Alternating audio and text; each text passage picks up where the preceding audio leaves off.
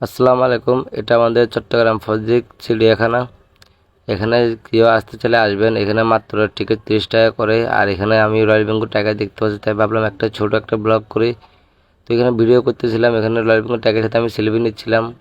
আমাকে সুন্দর দেখা যাচ্ছে, অত ঘুমিয়ে আছে। আর এখানে লোকেশন, এখানে জায়গাটা অনেক সুন্দর হয়েছে আগের থেকে।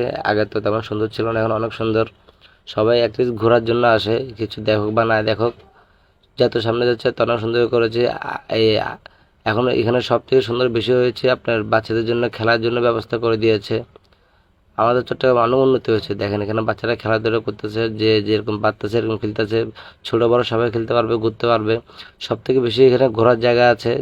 আপনার উপরে পাহাড় আছে, পাহাড়ের উপর উঠলে আপনি ঘোরার জন্য যেতে পারবেন। আমি আমার ফ্রেন্ড মিলে অনেকদিন পরে গেলাম, সাথে তো আর কেউ নেই, তো আমরা দুজন গেলাম। আমাদের মন খারাপ ছিল, একটু ঘুরে আসি, তো গেলাম। আর সব থেকে বেশি কথা হচ্ছে, সব থেকে বেশি সমস্যা হচ্ছে এখানে আজকে গরমটা অনেক বেশি পড়তেছিল, খুব গরম লাগতেছিল।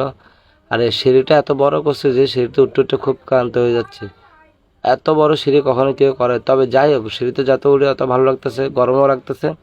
আর সব কিছুর মধ্যে এটাই সুন্দর লাগতেছিল। আমার সিঁড়িগুলো খুব কালারিং করছে, অনেক সুন্দর করছে। বাচ্চারা তো এক লাফে দূরে উড়ে যেতে পারে, আমরা তো উঠতে পারতেছি না, আমাদের এতটা এনার্জি নাই।